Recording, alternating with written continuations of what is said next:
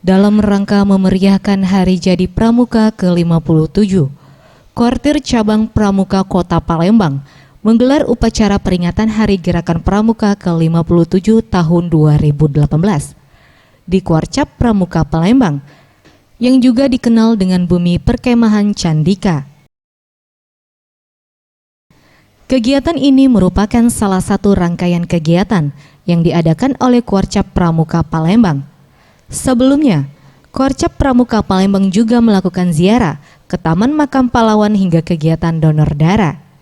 Wakil Ketua Koarcap Pramuka Palembang, Ahmad Zulinto mengatakan, sesuai dasar Dharma Pramuka, bahwa gerakan kepanduan ini merupakan gerakan moral dan gerakan karakter yang sangat baik dalam mendidik generasi muda, di mana dalam Pramuka diajarkan kegiatan kedisiplinan, patriotisme hingga sikap moral.